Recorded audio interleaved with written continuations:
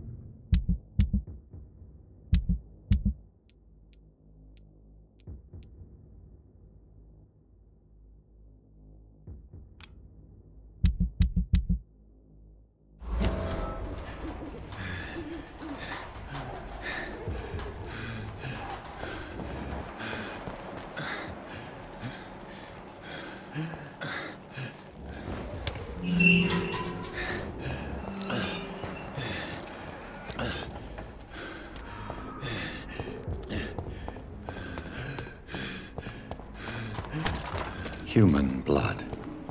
Whoever left these marks did so deliberately.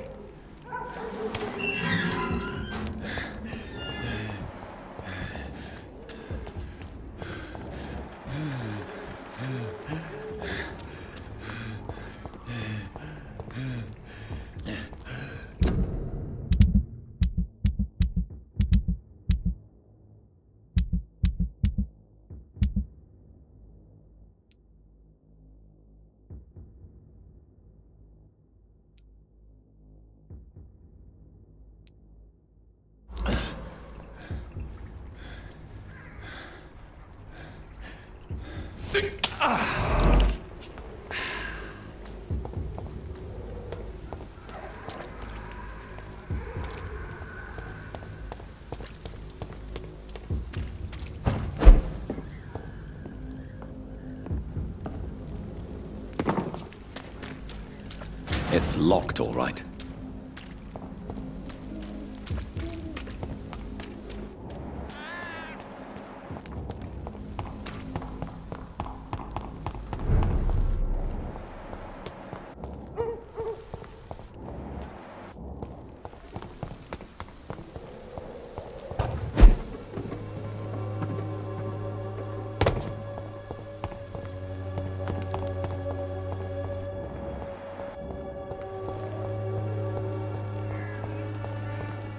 I cannot enter.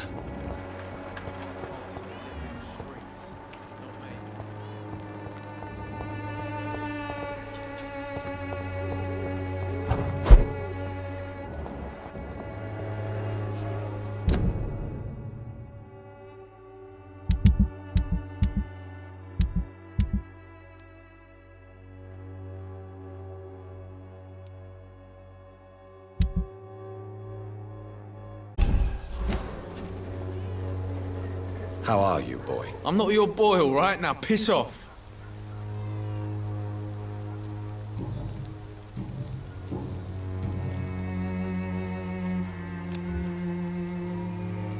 I found the recruiter you were expecting. He's dead, but he carried a note. The Wet Boot Boys have accepted your application. I knew it! I told you I was tough enough. I'll be free soon.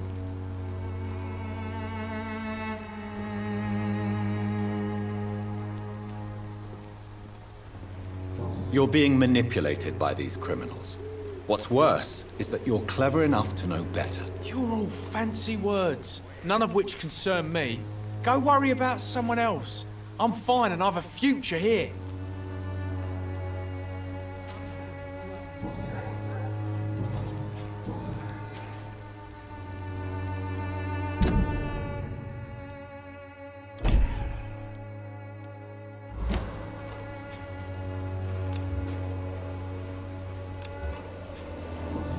Goodbye, young man.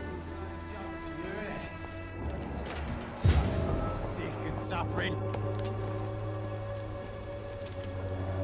Good evening, Ben. I'm afraid...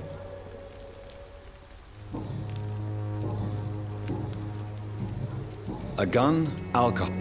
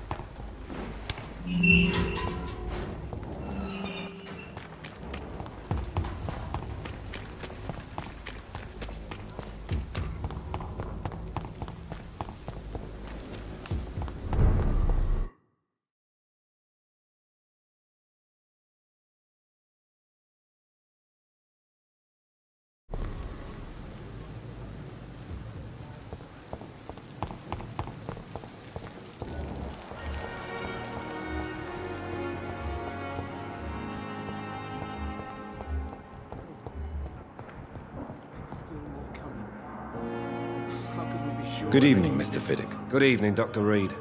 Any news about my operation?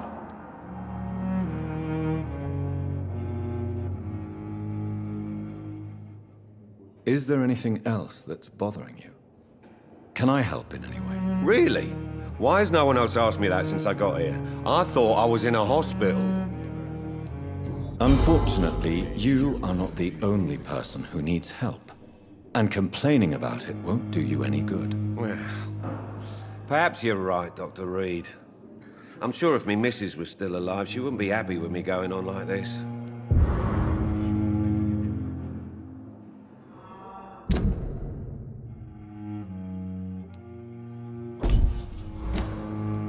Goodbye for now, Mr. Fiddick. I'll see you later. I will not let you down.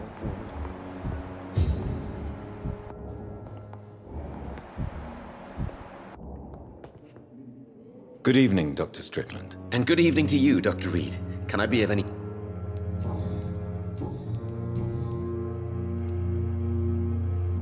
Tell me, Thoreau, what's the real cause of your dislike for Dr. Ackroyd? He refuses to admit that your blood transfusion technique is the only way to save Mr. Fiddick. I'm convinced we must use it. What Dr. Ackroyd really said is that you lack the skill to perform this operation efficiently. Is there anything you have to say about this? It's a false conceit. Dr. Ackroyd secretly envies your reputation. His jealousy blinds him. I'm not the real target here.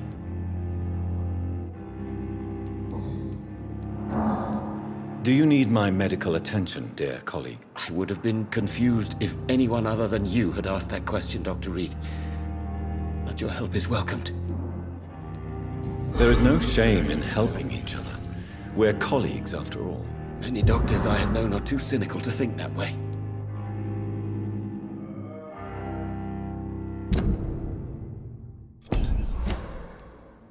Goodbye, Dr. Strickland.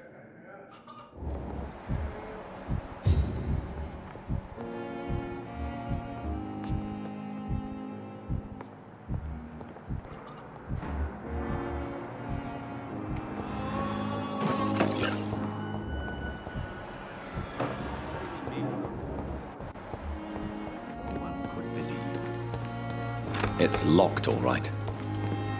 It's locked, all right. Good evening.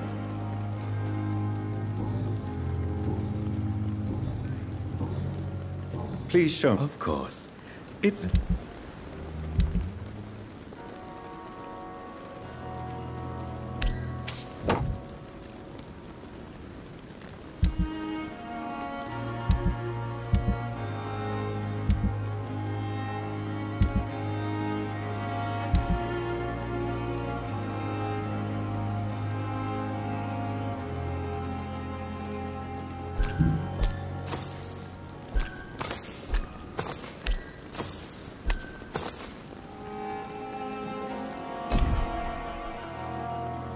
Good evening, Dr. Reed. Such a pleasure. Do you need medical attention? Well, the proximity of the dead is not the most healthy company, even if the quiet can be appreciated. Don't take too many risks with your health, Mr. Chidana. None of us are immune to this disease. And that is a good thing. Death and disease is a constant reminder of our mortality. But you have my thanks, Dr. Reed. Goodbye, Mr. Chidana.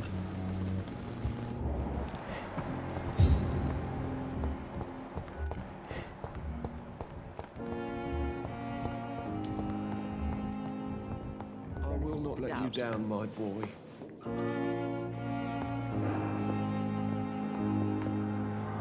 I'm quite busy.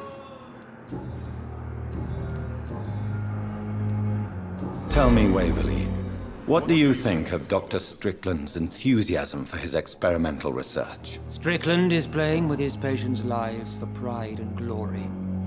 Now that, sir, is unethical. Are you thinking about something in particular? Harvey Fiddick needs delicate surgery.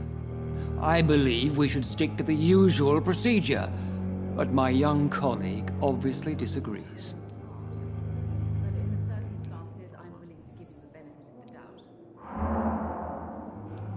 Why do you wish to lead this surgery? I strongly believe that Mr. Fiddick should not be butchered to test an unproven procedure.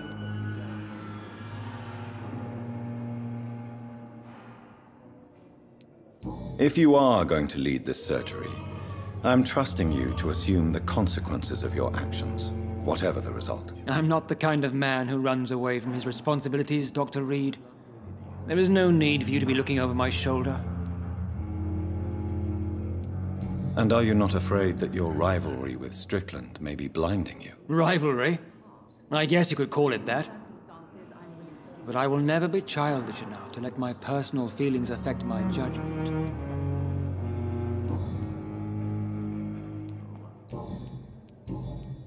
Do you need my assistance? Don't be ridiculous. I'm capable of dealing with this myself. I've just not taken the time to do so. Then you are lucky that I have taken the time to do so. Consider it a gesture of solidarity between professionals. I wish this hospital could have received as much attention from you, Dr. Reed.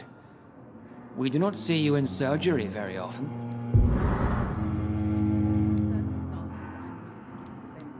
Thank you for your time. We'll talk later.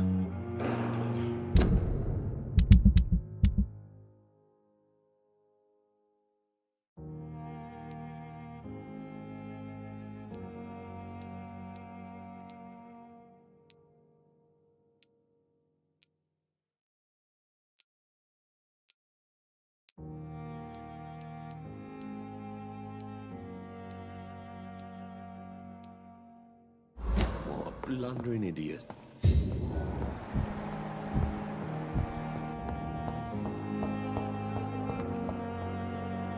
Good evening, Nurse Hawkins. Good evening, Dr. Reed. Do you need medical help yourself? I'm afraid I've contracted some illness, Dr. Reed. Not under my watch, nurse. Take this. You'll feel better. Thank you, Dr. Reed.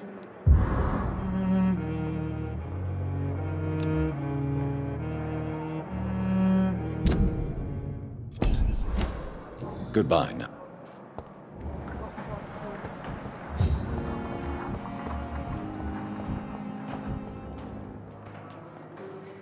Good evening, Mr. Evening, Dr. Reed. Why do you feel responsible for the injury, Thomas? What really happened? I wasn't disfigured by any German shells. It happened during my leave. It was an accident. Why lie about it? Come on. It's one thing to come back disfigured by the Germans, and it's another to get injured in an accident that could have happened to anybody.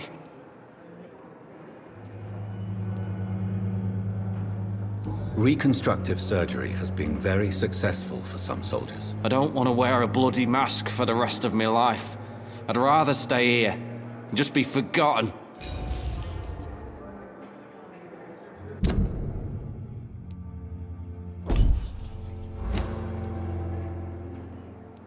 Tell me what really happened then. I went with a whore in Rouen. Dead drunk I was. The hotel was a shithole. There was a fire that night. Did you start the fire? Were you trying to avoid going back to the front?